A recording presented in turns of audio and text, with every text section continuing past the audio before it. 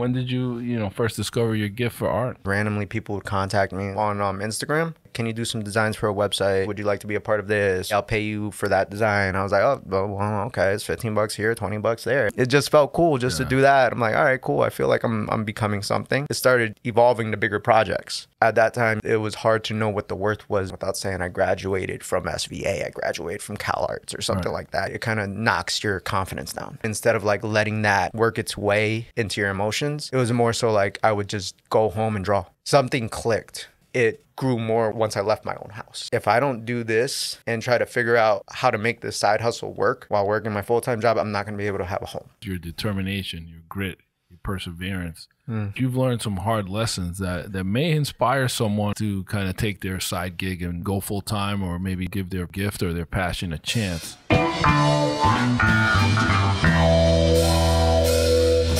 Welcome to Mission Control. At Peralta Design, we launch brands. But for now, let's launch right into this episode. 3, 2, 1, 0, 0, and liftoff.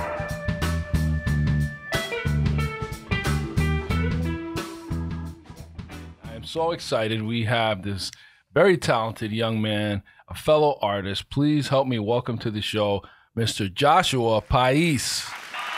Hello, everyone. Welcome, welcome. And you are the owner. Well, the fans are going wild, so let me just let them calm down. But you are the owner of JPaiz Studios. Yes, sir. Yes, and you've been doing some amazing artwork, man. I've been seeing it on social. Thank you. I appreciate that. Yeah. We can't wait to dive into that. But first, of course, I've got to introduce the one and only Mr. Jorge. I keep writing the checks to keep driving the Rex. That's a good one. Topical too. Very topical. It's a little, I guess it's a little omen or a sign of things to come. But also I wanted to welcome the one and only, the man on the soundboard, Kevin Atterbury. Hello. What's up? That's it. It's just very basic. All you get. We get a sound effect or two? Or? Right. There we go. So we're pre-gaming on this, so let's dive right in about it. We're gonna just get into cars. I mean, I know Kev's got a lot to say in this space. A lot. Very passionate Good. motor vehicles. Love it. Motor vehicles. He's gonna represent the DMV. Yeah. The horseless buggy. Actually, I mean, I think Internal combustion engine. Listen, No, with we're the taking it parking back. issues in downtown Shelton, I think hit your horse up. Just ride the horse. You don't have to charge it. It's eco-friendly. It's organic. The excrements are biodegradable. That's valid. You got you Hitch trying to them grow up. some crops? Yeah, There hitch you them go. up in front of a bush, and it's like free manure. There you go. Oh man, then you got to upgrade and get the bag that goes in the front, and the No, bag you that get the goes buggy. in the front. Oh yeah, that's my grocery shop. Grocery shop. So anyway, guys, I don't know if you've seen the latest images of the Honda Prelude. I have not. I mean, it looks pretty dope. The reveal was dope. I don't actually know if we're going to even get it It's here in the UK, States. right? For Right. 2026. Right, exactly. So here's hoping that we actually get it domestically here. Yeah. And somebody did a render of it in red, and I was like, man, that thing looks mean. I'm loving it. Yeah, and I have to comment on the typography, the rear badging. Very, very much Porsche influenced. As many of these cars, it seems like, are going for this rear badging, where the kerning, it's like super wide, Right. And then you have like the model designation underneath, and I know there's fans of debadging. I know some people get cars and they strip everything, but then there's also the opposite, where it's like every single like model designations on the back. You know, I've seen people throw on ones that don't even make sense. Yeah. Like, Have you guys obviously I'm assuming you guys have seen Star Wars The Last Jedi? I think it is. You know that one like scene with Kylo Ren where he's like more. So that's the creative director behind the designer. More. Oh no.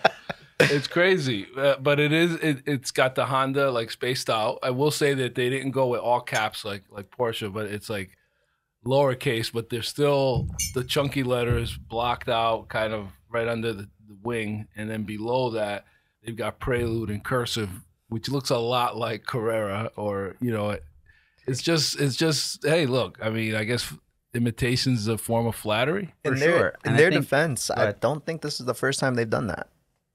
I think they had that back on the old CRX.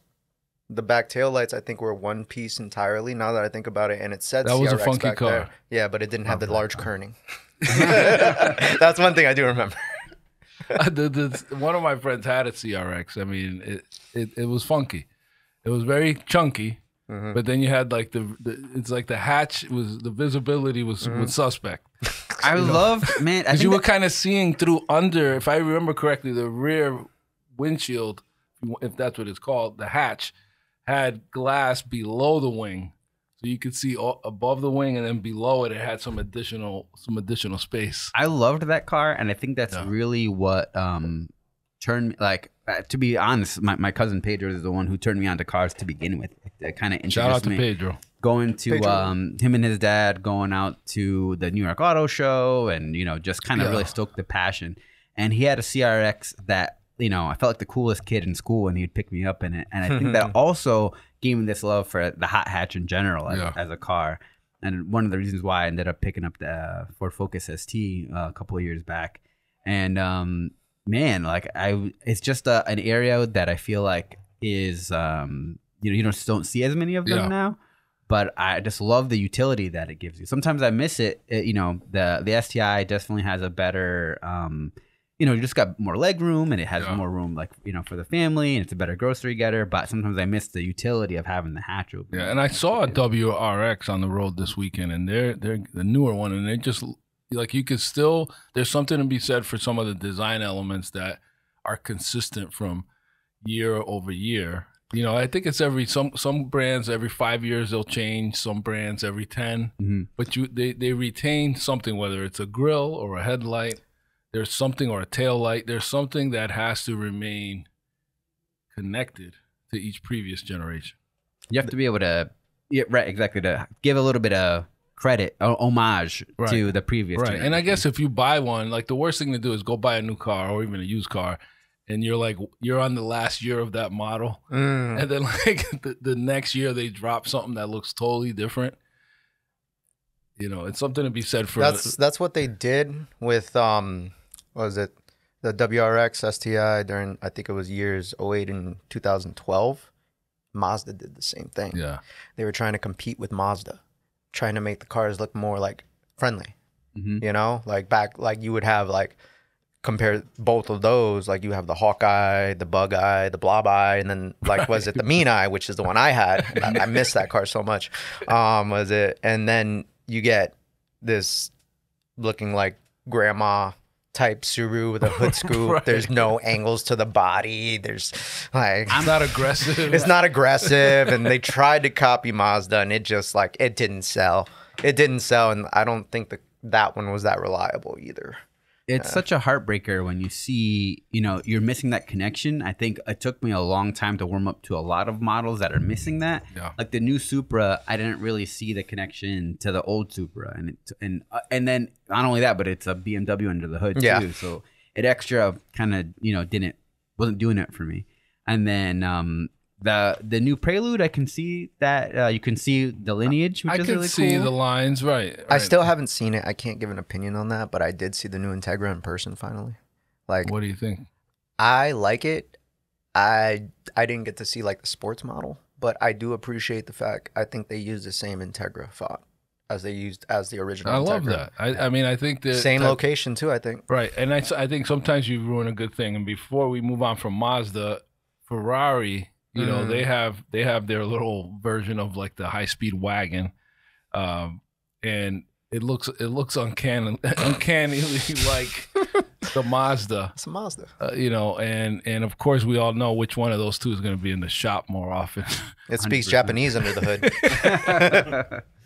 But yeah, I mean, it's something to be said for those iconic, signature kind of hallmarks of design that carry over from one model to another. And I think BMW has jumped the shark with their grills, because their grills were like what they were known for Right. And now they're just, it's one thing to get them bigger and bigger and bigger, but now they're changing the shape of them. I think now they've got like horizontal lines on them. They kind of What, look the new like, ones? Yeah, the new ones. The newest, the more aggressive look is just, it kind of looks like a dragon like opening its nostrils, and it doesn't really do it for me. Like, I think the grill used to be aggressive but understated on the previous generation, and it's just not doing it for me. And there's so many things where it just doesn't land. You know, the like we were talking about the STIs before, and the new models, I really like my model with the end of that, like the Raptor eye at the end of that the end of that model year, like it still looked aggressive. And while the new ones, you can still see some of that lineage and how they did the front end, like the back end just looks like a Honda. It looks like a Civic to me. It looks like a sports Civic. And then they put like the plastic cladding over the fenders, and that, if you don't get that color matched, it looks like a Crosstrek. So Did you guys notice that? Yeah, there's a lot of other Toyotas doing that too. They did that with the Highlanders of Toyota, and everything. we have a representative here from Toyota, Mr. Camry. Mr. Camry, who's going for a world record on his mileage. Or what did we say? It was miles per hour? Miles per hour. At 322. Still going strong. That is insane. 100,000. That's amazing. Drive it till it stops. And you can't tell what year it is. That's one of the things. It's so ambiguous. It's just a Camry. It's a Camry. Period. I don't know if I remember hearing back in like I think 2013 that there was like, I think it was like just a joke, but there was a rumor that they were recalling the old Camrys because they don't die.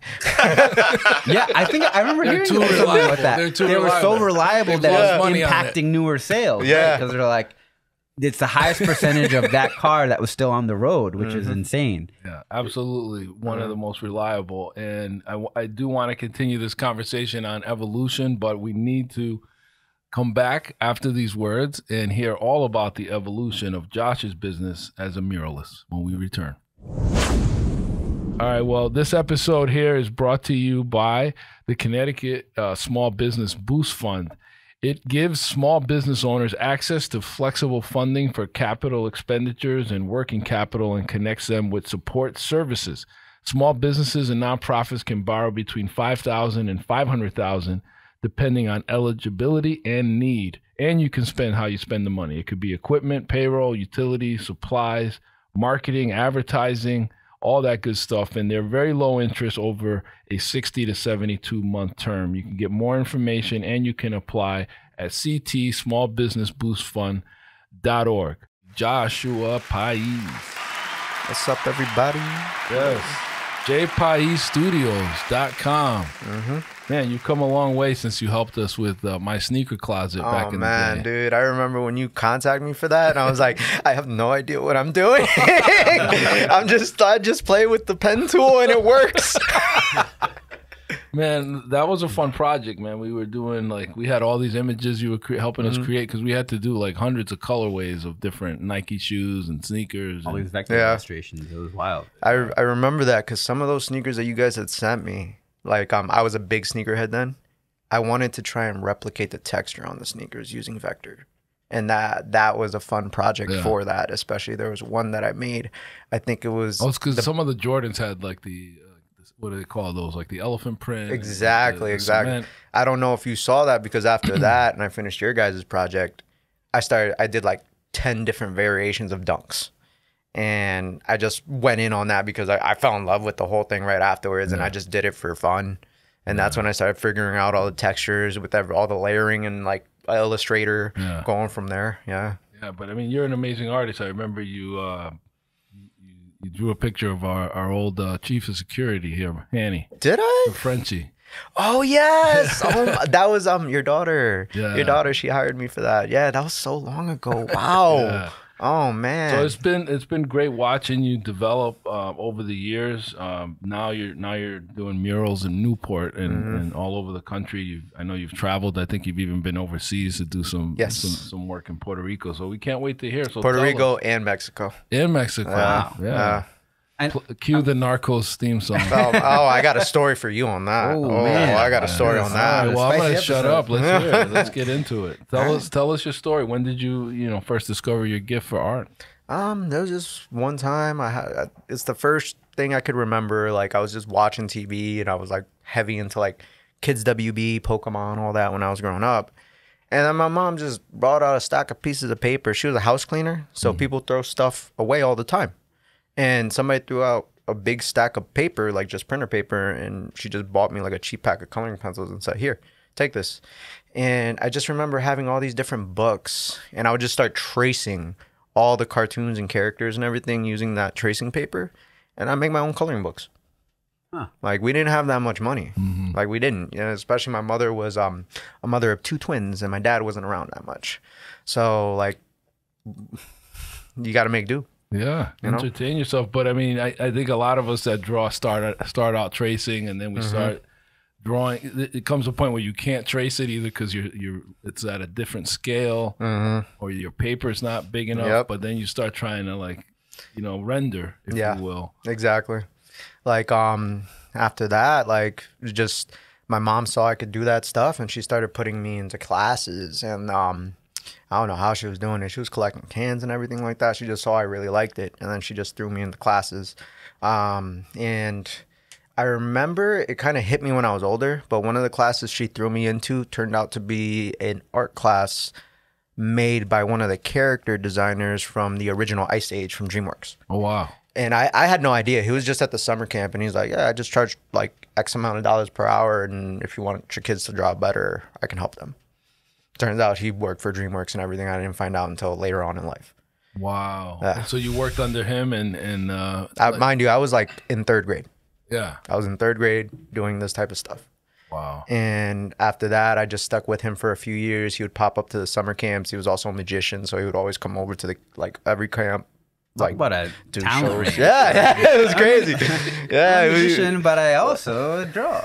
Yeah, I remember there was like 3 other kids in that little group, and everybody just brought everybody has homework. Like, here you go, bring back a drawing. I brought back a stack, and I was like, I drew everything. I'm curious to know about this. In that, growing up, and Kev can attest to this. Like, growing up, as soon as you could draw, as soon as kids in class you get could the whole find kids out, hovering over you, right? Exactly. Like, draw me something. That very much became a thing, and I was doing illustrations out of video game manuals. I drew a lot of Mario and Sonic and Bubsy, and everybody was going crazy over it. And then came the thing where you'd see the other kids who you could tell had traced it versus the kids who drew it.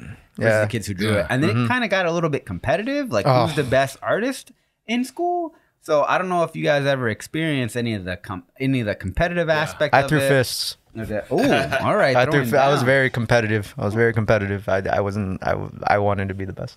So I've gotten to a fight or two as a kid, obviously, as a child. Right.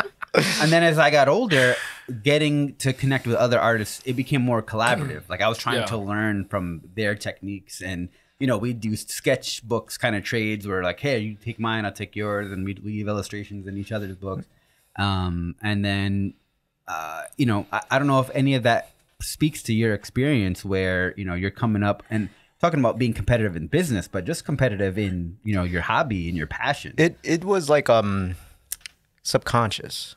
It was something more so I didn't pay attention about anything else. I just wanted to make sure that my piece was nice. And then I didn't start realizing that I was a little better than the other kids until 4th grade, where I started winning competitions. And it was back-to-back competitions, and okay, I drew a house, big whoop. I didn't care. I just liked to draw. And during that time, I was also picked on a lot. I remember the middle school. It wasn't really a lot of minority people there. It was very, very white, so to say. And I would get picked on and bullied a lot. That changed when I drew Raditz from Dragon Ball Z. Freehand. I did not look at a piece of paper. I drew it freehand. And then after that, you got respect. I got respect. I got bullied. I got jumped. I got picked on. It was rough. And then, you can draw Dragon Ball Z. Oh, we're best friends now. I'm like, okay. I know this guy. It's so you stole my Pokemon cards, but all right. It's so interesting that you say that, because when Akira Toriyama passed, this was this moment that I feel was felt. We didn't actually. I meant to comment on it when it happened on the show. Oh, yeah, rest in peace. This is this creator that I feel touched this massive percentage of the population. Whether you knew him from Dragon Ball Z, which I think inspired a lot of kids to to get into drawing and anime and my all teachers would take away my Dragon Ball Z photos because that's all I would do during class. I wouldn't pay attention. I did not have the best grades. All I did was draw. It's so crazy.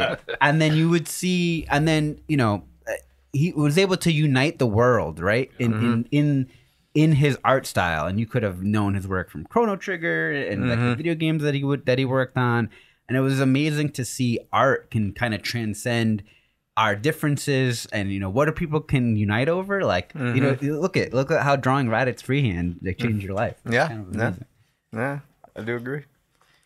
So school, you realize you have this talent, and now how does it evolve from I'm winning some competitions, I might be pretty good at this, and is that more just getting encouraged from family or what? It was more so the art department.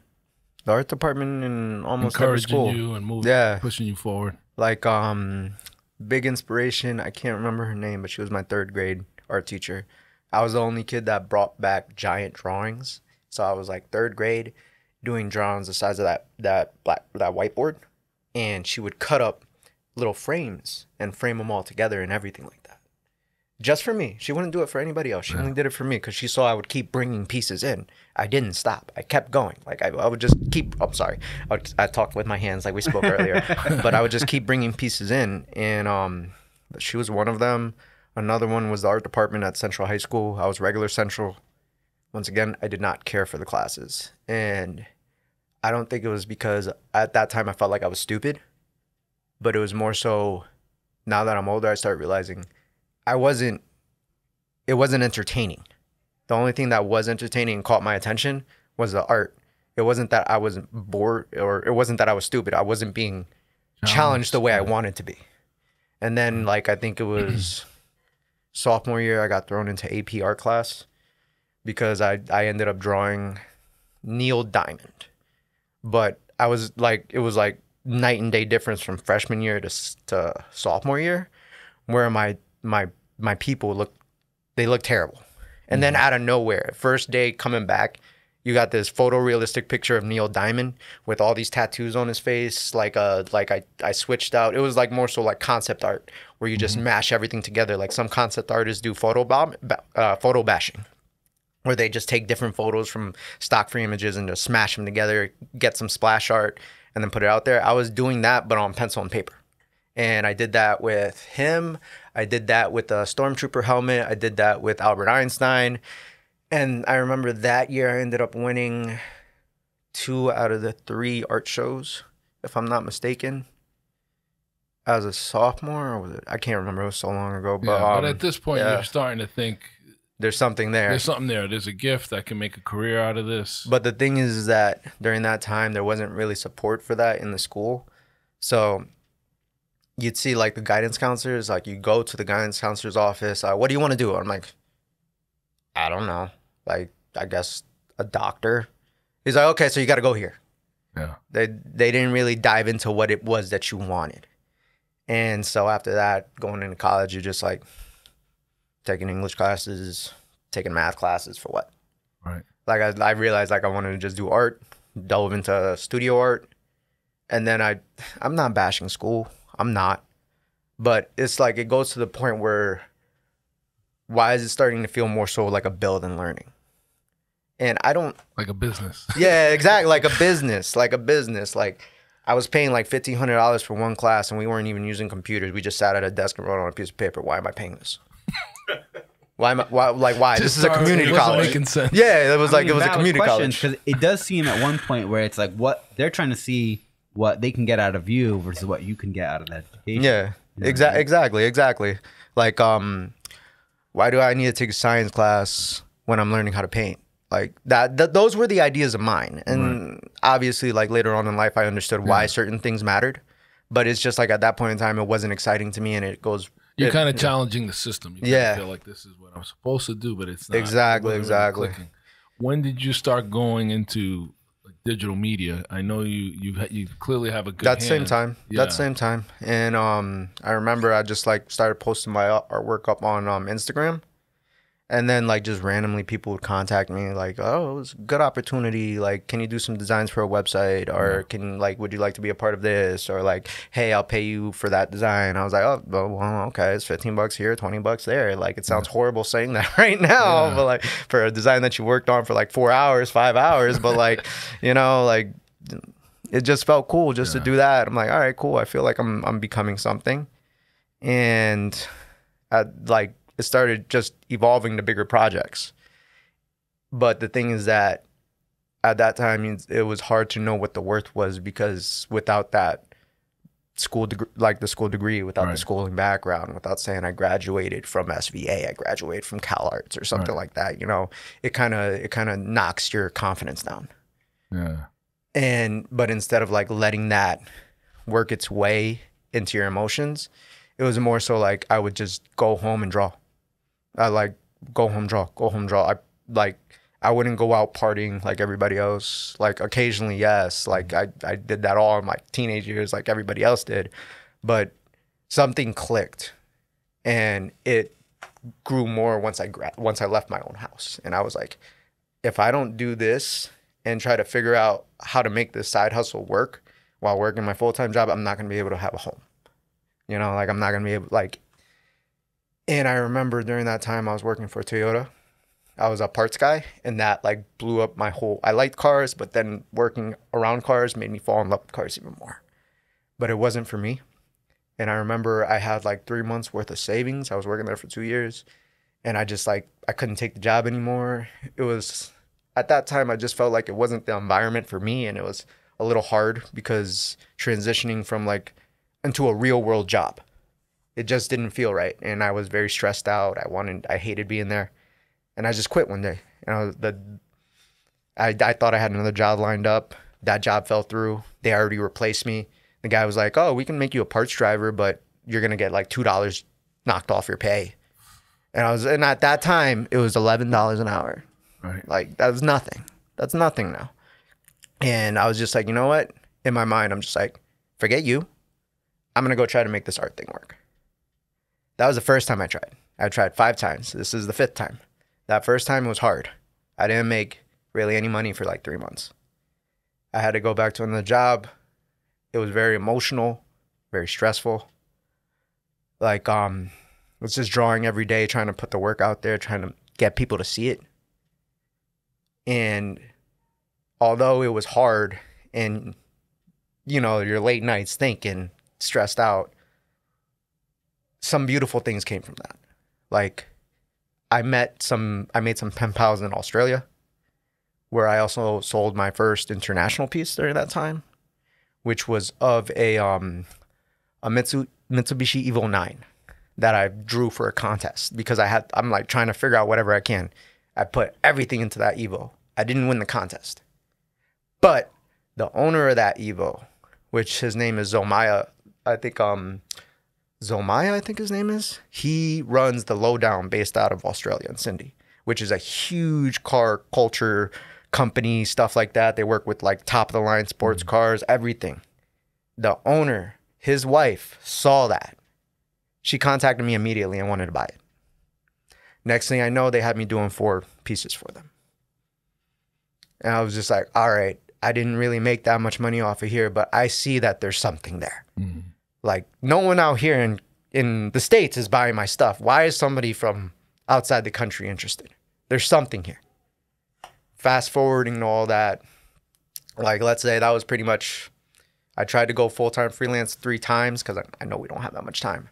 It's a long story, but like, every time it ended up like that, you know? It's like, it felt like it always failed. But every single time, the time period lasted longer. You know, like you would go a little bit further in your exactly craft, a little bit further in exactly your craft. Like a plane trying to take off. Like at first, you know, you don't even get off the runway, then you get a little bit of elevation, and then you get a little bit more. So you're kind of learning and taking stuff away. What keeps you going? Like, what keeps you believing? I don't know really. It's just like, I just want to paint one more day. I just want to do one more drawing, you know? Like, there's times there's like, there's some projects for me, it's like not even about the money. Like, I mean, like, not to say like, hell yeah, like, you know, I like money. Everybody likes money. Who doesn't, you know? Like, but it's just like, you look at something and it's like, that could be so much cooler, you know? That could be so much cooler. And it's not just that. It's just like, every day I think about it, because I'm going through this thing with my hands. Like, some people, some artists, they end up getting pain in the wrists. And I'm just like, I'm starting to get that. And that's from the constant motion, the constant brushing, the constant paint, the constant doing everything. And I'm just like, any moment, this could all be taken away. Any moment, this could be gone. Mm-hmm. So, like, I might as well just go as hard as I can. Or create as much as you can. Yeah, before, like, I can't do it anymore. Yeah. What are some of the hard lessons you learned? Because you know, one of the things I admire about you, and we've had our conversations over the years, is just your determination, your grit, your perseverance to continue. But you've learned some hard lessons that may inspire someone or may help someone out there listening that wants to kind of take their side gig and go full time, or maybe finally wants to give their gift or their passion a chance.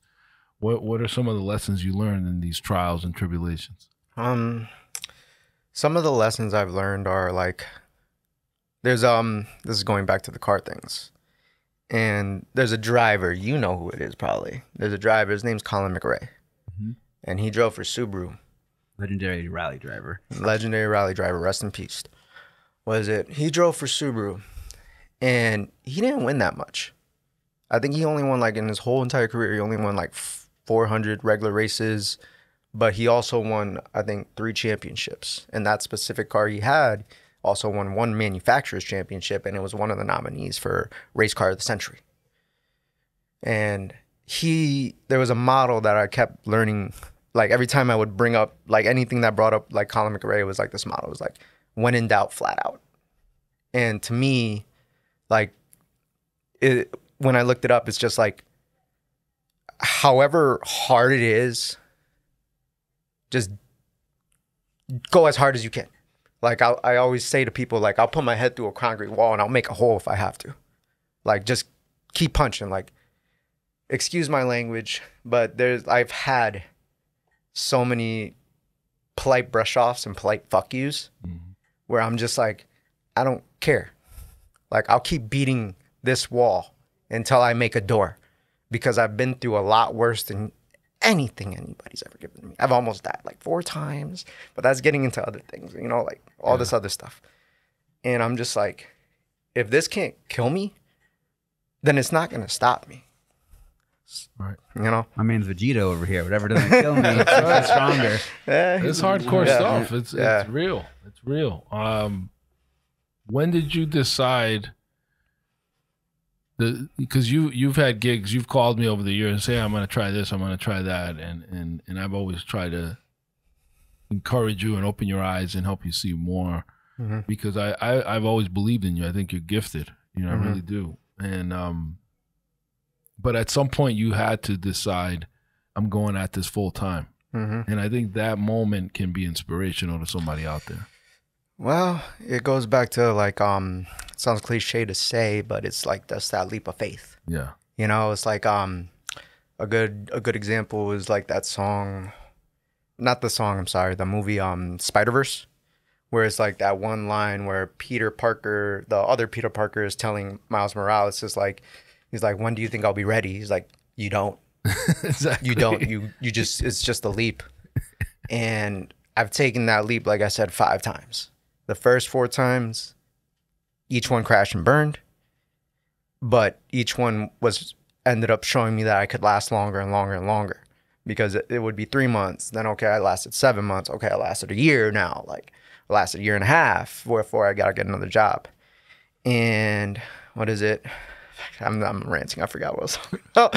The leap of faith. The leap of faith. It's like this last one, like you brought it up earlier, I was working as a project manager. I was on a fast track to making like 6 figures a year. Like, it was great. I was running like 6 crews. I was running 2 managers underneath me with 1 supervisor above me. And like, I didn't go to school for this. I have no idea what I'm doing, but it's working.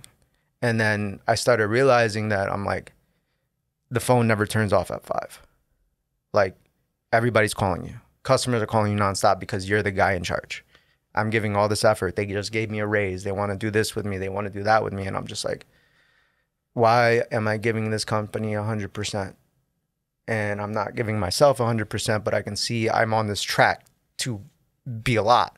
And something that's relatable is like Bobby Hundreds from the Hundreds, where same thing with him. It's like he was on the fast track to being one of the world's, like LA's top lawyers.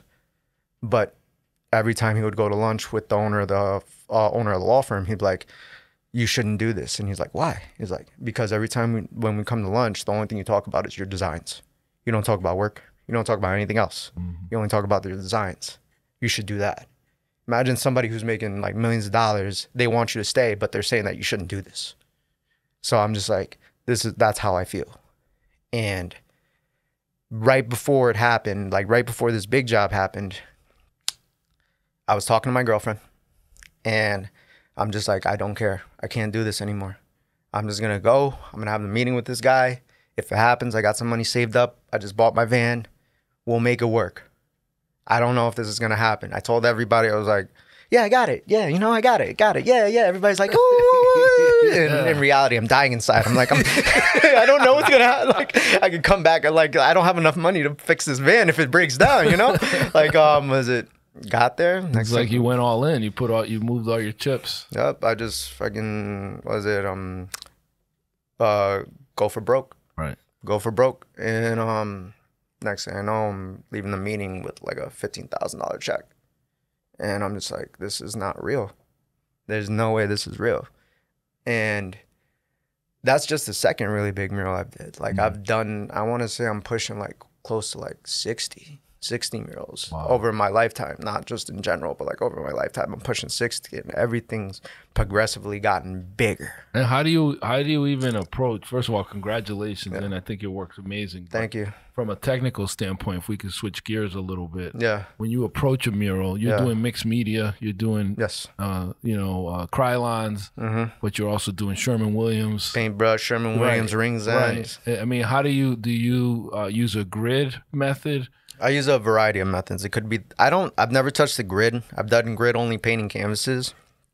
It's just the grid is too long. To me, it takes too long to build the grid. So those listening, you basically, it's a technique to keep things in scale, in proportion. Where if you're doing 100 by 100 mural, you could take a 10 by 10 piece of paper, and grid it out. And maybe each square is an inch by an inch, and then on the wall it's 10 feet by 10 feet. Exactly. But then that method takes a while. It's very meticulous. Then you have the doodle grid method, which is you just create a bunch of symbols and then you just draw over that. You overlay it on like Procreate with your iPad. Then there's the projector. And then there's times where I just freehand it. I look at my phone and just pay attention to like the structure on the wall. Like I would use these as a grid and base my drawing off of that. And then like, for me, the projector is probably the fastest way, but not every job could do that. Not every job you could use a projector for. Right. Now, what are some of the cities that you mentioned, and countries, I should say, because you were in Mexico. Yes. And you got a story, and I'm not going to let you off the hook without telling us. Okay. It's in Puerto Rico, not Mexico, but Mexico. Like I've been painting murals in Manhattan, the South Bronx, Brooklyn, Queens, Stanford, Westport, Fairfield, New Haven, Rhode Island, Massachusetts, Puerto Rico, Mexico, Tulum in Mexico, Port Jefferson, Greenport, Middletown, like not Middletown, Connecticut, Middletown, Rhode Island, but like just pretty much tri-state. I'm trying to expand from there. But the most intense ones were in Mexico and Puerto Rico. Mexico was beautiful. We hooked, like I made a friend in New York, and he's from Japan. His name is FunQuest. Shout out to FunQuest. Awesome guy. He invited me to go with him to Mexico. We became very good friends. And out there, we were painting like nonstop, just big murals throughout the whole thing. And I'm like part of the Akumal Mural Festival in Tulum. And I don't know if they're still holding it, but after the pandemic, it was hard for them to keep up. But we got shook down by the police over there. They saw my friend was Japanese. Immediately they arrested us. I forgot what was the BS charge. I don't remember. It was some BS charge, but like we were already all just drinking and eating and stuff like that at a restaurant. But they stopped us. They said we violated some section code, and they were trying to get $400 out of all of us each. Yeah. Whoa. Yeah, and they're like, if you don't come up with this money, we're gonna take you down to the Capitol, and then you're gonna be there for fucking 36 hours. I'm like, for real? Ridiculous. They called out a delegate. The delegate knew the person organizing the event. They let us go for $50 each. They still had to get something. They still had to get something. We got to get paid. It's like, yeah, I'm from the hood. I'm leaving with something. Ridiculous. Ridiculous. Crazy. That was the one time there, but it was a beautiful experience. Painted awesome murals. We got the opportunity to go back. Haven't gone back yet. I'm planning on it. I think I remember seeing it involved like a gorilla. I think. Yeah, I didn't know what to do at that time. I'm glad I met FunQuest because he opened my eyes. Because there was one, like, I didn't know what to draw. I just came unprepared, to be honest. I just, like, I want to know what this is about. I'm just going to come in like a blank slate and then just do whatever. And then as we're working, he looked at me. He's like, I like you, Josh, but you're lazy. Yeah. It's like, you're lazy. You need to do more. You need to prep more. You need to have more stuff ready. Right. And that opened my eyes up. Like, meeting him really opened my eyes up to the mural game because, like, although he is an artist, he's also much older than I am. But he's, like, double my age. Yeah. He, like, traveled from Japan. He explained to me everything that he does, musician, all this stuff like that. And I learned from him like that. And I applied that to everything else. Now, how do you travel when you're doing a mural? Because you're not going to carry paints in your luggage. You got to buy it there. You got to buy it there. You got to buy it there. This is what happened in Puerto Rico again. Yeah. Puerto Rico. So, in Puerto Rico, I told everybody I got hired for a mural out there. No, propaganda. Didn't get hired. I went out there and I went to try and paint something. I didn't care what it was. It could be a mailbox. I didn't care. I told my girlfriend, I'm gonna go out there. We're gonna do this as a tax write-off. All this stuff. Everything's gonna be written off. We just gotta prove that we're out here. And so I'm looking for paint. Finally got paint. Trying to estimate the amount because I can't bring it back with me. Like it'll blow up on the plane supposedly. Right. We finally get there, and the place we talking to so many people. This one girl gave me a list of like 15 places, and I'm like, I can't go to all these 15, so I'll look up the closest ones. I didn't know the places she meant were in the ghettos. I didn't know, and like. So you're blending in as like a graffiti artist, though. No. Everybody thought I was a narc. Like you gotta like immediately. One guy's like, I have 2 drugs, please. Yeah, no, this is like. Apparently in the ghettos over there, like DEA is like they're really like hardcore anti-DEAN. Yeah. Like there's the spot that we went turned out to be a no-go for police. If something happened to us, we were on our own. Oh man. Like it was like it's called La Perla. I know where that is. No, you know where La Perla is. Yeah, you're right on the water actually, but it's like where Hector Lavoe overdosed or something, or was in that area. I have no idea about that. All I know is that a lot of the murals I saw there had gunshots and bullet holes throughout all the walls. And then when I started, like, I'm just like, why did this girl tell us? I think when you're at the fort, you can see La Perla neighborhood from El Morro. It looks beautiful. Yeah. It looks beautiful. You don't expect people be dying there. Like you don't expect that. And fast forward there, right? Okay, so I find a spot. We're running around. Finally find a restaurant that's okay with me painting. Thank God they had already primed the wall. I don't got to prime anything. Find a location over there. The malls over there are amazing. Like all the malls over there, you know what they do? They fucking put huge murals all over the malls. And they're not small little flowers here and there. They're intricate, detailed murals. They're beautiful. And I'm trying to like contact whoever does this. I got the phone number for the person who runs this event. Pick up the paint, go back to La Perla, and we're parking the car in Old San Juan. And I'm asking like one of the guys there because every time I mention La Perla, all the locals get kind of shook. And I'm just like, what? Yeah, I'm just like, what's wrong there? Like, what's wrong with this spot? And he's like, I asked the parking attendant. He's like, why are you going there? And I'm just like, oh, I'm going to paint over there. Like, it's something I should be worried about. It was like, yeah, like just don't pull out your camera. Like, don't record people. Don't take pictures of people. They'll take your phone or they'll kill you. And I'm like, okay. So I'm like, he's like, should I talk to anybody over there? I just don't want to be disrespectful. He's like, go to the drug dealers. Just straight up walk up to the drug dealers. And I look at my girl. We're looking at each other. And we're just like, all right, well, let's we die, we die. What's the guy from Rocky? If he dies, he dies. So we start heading there, right? And mind you, like, What up? Now that is a ride or die chick. If I yep, ever- she's a ride or die. That's my girl. That's my girl. That's her attitude, and I love it. And so That's we're a walking. life lived. Yeah, By the way.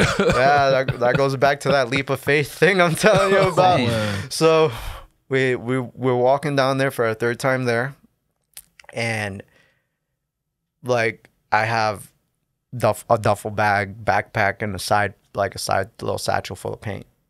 I don't know what they're perceiving me as, because why is this guy walking in there with all these bags and a Right, girl? you could over have, there? I could have anything. Yeah, I could have anything. drugs, cash. These guys, they're so comfortable. They have fishing totes full of drugs, and they just open it in front of you like a freaking convenience store. Like, you can have anything over there. And we walked right up to them. There was only 2 of them. And I just looked at both of them. One of them looked like a young kid, and you could tell the other guy was older. He had like gold teeth, Versace glasses, like gold everything. Like, and I'm just like, I'm not interested in that, but I have a question for you. And I can tell that this guy was like the guy. You know, the minute I said I had a question, like 7 dudes popped out from the shadows. Oh, And the thing is that this area, it's not like built apartments. Like, some of these apartments are dilapidated. They're like debris, squatters, like there's no crumbled. windows, Like, when they got hit with the hurricane, that spot there's certain areas of that area of the Pedla that got completely destroyed. And these guys just came out of these abandoned houses, like 7 of them, and they're like young kids. But like at the same time, I'm just like, any one of these guys can pull out a knife right now. right. Any one of these guys, knife, gun, whatever it is. And like, I'm just like, at first I backed up a little bit, but I just was like kind of stuttering. I'm like, listen, I'm an artist. I'm here painting. I just wanted to come up to you guys. I was told to come to you guys just to say, I'm not trying to be disrespectful. I'm not trying to paint on anybody's houses that doesn't want it. I don't want to cause any problems or nothing. And I was told to come to you guys. The guy's like, who the fuck told you that?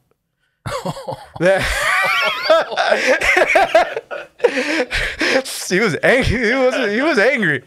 And I'm just like, the parking lot attendant. What was his name? And like the minute I just said like a parking lot attendant, he didn't ask who it was. He didn't say where. His whole just demeanor just changed. Yeah. From like this, like you can tell that he wanted to, like, it looked like he wanted to hurt me, to like, okay. I was like, He was waiting to see who was this person. Yeah. Maybe that would have triggered him, but it was just a random parking lot attendant. He's like, all right, he's harmless. Yeah. And like, I'm just like, yeah, no, man. Like, I just want to paint out here. It's like, oh, Talk no. about transparency. Yeah. Just keeping it real. Just like, be honest. Like, don't freaking lie. And Yeah. like freaking turns out they were watching us. Like the whole time we walked in, they have like spotters and everything. And like, what is it? They're like, all right, it checks out. Yeah. Lines up. That's He's what like, we thought. Cool, no, it's fine. Just walk up to any of these businesses. Most of the time, it's the businesses that want people to paint them. Like, they have festivals here, blah, blah, blah, blah, blah. And I'm like, okay. I'm like, okay, cool. Gave him a fist bump. He fist bumped me back. Went about our day. Yeah. So you're leaving your mark in these places. This is artwork that is you're leaving a legacy behind. I think that's part of being an artist. Yes. Is leaving that legacy. Tell us about this gig in Newport, though, because that one is pretty amazing with the car collector. That was a shocking one, to be honest. Like, I have an old email that I didn't know was still active. And my girlfriend, she helps me sometimes trying to book like customers, trying to see emails, anything important. So she has access to my company emails. And she sends me this email where it's like, hey, I'm interested in some work. Most of the time when I get these emails, it's just some random dude that wants his freaking, like I want the Lakers on my wall or something. Or like that. clouds in the Clouds ceilings. in I know the you've done a ceilings, few like, residential ones like Yeah, that. there was a really Kid's good one. bedroom or a nursery. Some of them are like, the last really big one I did was for a private car collector. So like the car collectors like that type of stuff. And the email is just very simple, very basic. Called the guy, 2 brothers from the Adirondacks. Shout out to Gary and Christopher. And he was like, yeah, do you want to just come and meet me in Rhode Island? And I was like, really? I'm sure I'll meet you. Like, How do you think did they see some of your social? I don't know. Like, I've been getting a lot of these requests and people just like, I just saw you online. And like that's the same thing he gave me. I'm like, did he see like my email? Did he see my thumbtack? Did he see like any of my lead sites? Like he just like some of these people are very vague. And he was just like, yeah. So he sends me the pictures, and I'm thinking it's just like one little wall. No, it's a massive car garage. And Car vault. A car vault. It was like it had to be at least 2,500 square feet, 2 floors with a mezzanine. Like this is not somebody, not a shed or a garage. Bigger like than my house. This is it's the size of a house. It's the size of like a medium-sized mansion for cars, just cars. And I like how there's a shower in there, and like you could live in. oh my god, yeah! I'm sorry, I don't mean to shout. Like we opened. For car guys, that's like a dream house. Like I Yep. just need a bed, and the Yep. rest can be the garage. Yep. And I met some interesting people there too. Speaking of which, shout outs to Carter Mario, the lawyer here in Connecticut, because his thing was right next to it. Like he had his own car vault there, and then like he walked us over. We talked. I did a little bit of work for him. Like Nice. nothing crazy. It was just like I was helping him like take off some pedals or anything like that. But he ended up paying us just to do something for a little bit, and then like gave us some very expensive Milwaukee knives, and I got his contact information. Oh. Hopefully they want some That's work. networking. Yeah, like just for something like that. And like at first, like usually like I tend to push people like that away because I'm just like I don't want to be responsible if something happens because I'm renting the lifts under my name, the job's under my name, this, that, and the third. I like that you have upgraded your equipment. I Yeah. saw you were on that what is that, like a hydraulic scaffolding? That is a 20-foot just scissor lift. Like I've been on boom lifts before, scissor lifts, all types of lifts. And that comes from my construction background, so I'm comfortable being up that high. And I knew for this job, I'm just like, I need to get these commercial accounts. If I don't get these commercial accounts, like in these lines of credit, this job will not happen. Because not only that, am I there painting, I have to have help. So now I have to hire people. And you got to have insurance. I got to have insurance. Yeah. I got to make sure You've everything's on leveled up. point. Your Yeah. business has leveled up from like this solo freelancer doing commissions to like actually you got to have a legit business. Yeah, like my shout out to Rob at Sun Rentals, shout out to Greg at Sherwin-Williams, and shout out to Jay, Bill, and all the guys over there at Rings End in Orange. Like those guys, whenever I have a problem, immediate phone call. I've learned that the same way I think Henry Ford. Like, why do I have to know everything when all I could do is press a button and I have somebody on the line in like 2 seconds knowing exactly what to talk about. And that's how I feel about that. Like, knowledge is key. I can't absorb all that knowledge. So I need to have somebody who knows that. You know, like even like right now, like for that project, because of how big it was and the extent of detail, the extent of supplies and equipment, I hired one of my friends, Chris, shout out to Chris Eppolito's Painting, as my foreman. And some people question me on that. Not because he's like he's a painter. He's a professional traditional house painter, and he's one of the best out there. These are the guys that can cut lines without Yep. masking. Yep. Just- Amazing work. Get it done fast. Knock it out. And I had a theory. I'm like, if I could direct a house painter that's professional and knows what to do on how to do this, how can it benefit me? Because although, yeah, there's tons of artists out there, but some, like, I can't tell, like, let's say I have to train this artist. I'll be like, listen, I need you to get the low luster, was it Ultra Spec 500 over at Rings End. Go get me one. Go get me a gallon right now. I tell that to somebody who doesn't know what they're talking about. They're like, what? Yeah. Then Like, yeah, I understand. Like eggshell. Yeah, exactly.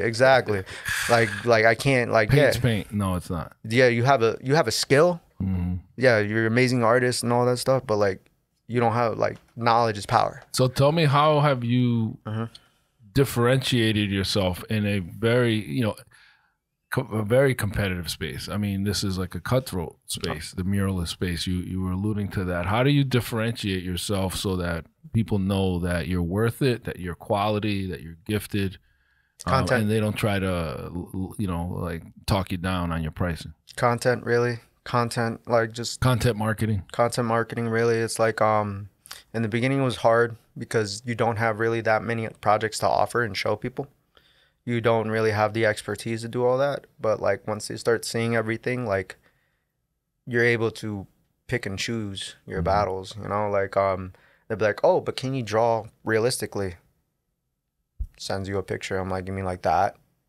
Is that what you want? You mean like that? Are you doubting me, right? Like, that's my attitude right now. I try to refrain from acting like that, but that's my attitude. And like, it's really just about content. And as long as people see that you're consistently doing work, they're going to be interested whether they want to buy something from you or not. Another one too is like, I pay for marketing on Instagram. I pay for marketing on TikTok. I'm starting to get into Facebook marketing and stuff like that. I'm trying to post more on LinkedIn, trying to advertise more with LinkedIn. Like, all those social media networks, also lead sites too help. Like, I've tried Upwork. I didn't really like Upwork or Fiverr. Fiverr, to me, I think you're going to die at Fiverr. It's like bottom feeders. Yeah, like I'm not going to like a race to the bottom at that point. I'm not going to compete with somebody for $5. That's like the $5 for some people is their entire week's pay in certain countries. Exactly. You know, like I'm not going to compete with that. And what is it? Just putting out the work, just everywhere, post work, and you post the process, which I like. Exactly. You're doing before, during, after. Exactly. A lot of people think like once you start doing, I've had multiple customers like come up to me as I'm working, and like people don't understand the process. Like they'll look at it and be like, oh my God, this looks like shit. Like this looks horrible. This looks terrible. You don't know what you're doing. And then they finally start seeing all the lines getting colored in. I'm like, do I look like I know what I'm doing now? Right, like, you know. right. And you've done various subject matter. I know you did a gym, and you were doing like, I think you did a Muhammad Ali that came out. I did a few gyms. One of them I didn't do Muhammad Ali. I did Mike Tyson. Oh, okay, maybe that's the one I saw. Yeah, I did Mike Tyson. I did a few different boxers there, and that was in Stanford. That was Paul, heavy hitting boxing in Stanford. Yeah. Like he was one time, one of my first times I went full freelance, trusted me completely. Yeah. And he was like, have fun. Tell me how you're scaling. How are you mentoring anybody? Are you grooming anybody? Because you can't clone yourself, so you kind of have to teach your craft. Yes, 100%. I'm working with my girlfriend, very supportive, and I'm trying to show her how to like pretty much endurance. Like, because some people think, oh yeah, you're just up there painting, and like, oh, like imagine just painting for 12 hours straight. It does the number on you, you know? And like, I'm trying to show her how to paint like I do, so the process could be quicker. Then you have my friend Roser, who's an artist from the Bronx. And I hired him for one job, came through 100%, didn't know how to paint, but was willing to learn and listen, stayed quiet whenever I spoke, respected that. And he's been with me ever since. And like, I've been showing him, especially on that project for the Rhode Island one, showing him how to do the projector work, set up, using machines, which brushes work with which, why use this spray paint, why is the paint reacting to this, absorbed it like a sponge.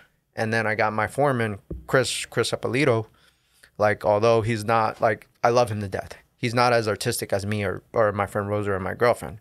But the guy, I'll put him, like, I'll be like, all right, fill this, color block this, color block that, color block this. Because of his painting background, the guy will freaking color block something faster than any artist I know. And clean. And clean. Yeah. And clean. So, yes, I am so-called grooming them. Nice. Because I have projects down the line, and I want to be able to leave somebody at a job site while I focus on somebody else and not have to worry about it. Absolutely. What's the future look like? Future looks like right now, once the mural side, once it's settled, I want to try and get more into like mural ad work, which is different from mural art, from my opinion. Some people might feel otherwise, but it's more so like, all right, let's say McDonald's wants somebody to print out like a giant vinyl thing, but it's like $5 billion. I want to do what these companies in New York are doing, like Colossal Media, Pretty Painted Pictures, I believe it is, Overall Murals, where we're giving these type of companies, Nike, Gucci, like whatever, like even Connecticut-based company, anybody, like an opportunity to have another way to advertise at a more affordable rate that could be done quick and efficiently, and just be competitive with it, you know? Right. Like, it's just... And it's beautification. Like beautification, exactly. Beautificating all these... the beautification of all these urban areas that are now, you're seeing more and more murals pop up. There's some people don't want the pretty flowers, or some people don't want the like crazy imagery. Some people don't want that. Some people I want this car with the logo in the back. I want this somewhat looking ad with the business name here. Like some people want more intricate work than just the art. And that's like graphic design. It's graphic design, but painting. I'm painting Photoshop on the wall. Right. And that's what I'd like to do, you know? Awesome. Well, very inspiring. I'm very, I would say, I knew there was something special about you from way back. Appreciate it. You continue to amaze, lead, and inspire others. And we admire your determination. If someone listening wants to hire you, where could they see your work? What's the best way for them to contact you? Right now, best way you can contact me is probably my Instagram at JPaiz Studios. The other ones are just Facebook. Look me up. JPaiz Studios, same thing. How do you spell JPaiz versus folks? No. Yeah, you're not the only one that asks. Everybody's like, oh, JPaiz, and then studios like movie studios, and it's pretty much all around for everything. Like my website, JPaizStudios.com, and then my thumbtack, JPaiz Studios. Those are my main places. And yeah. Awesome. Well, you're inspiring me to keep creating. I'm going to tell you to keep creating, keep going, keep striving. Yes. Keep going. All right, everybody. Thank you. Thank you, Josh, for being here. Thank you for having me. For this episode, Mission Control. Until next time, this is Ramon Peralta with Peralta Design, and we launch brands.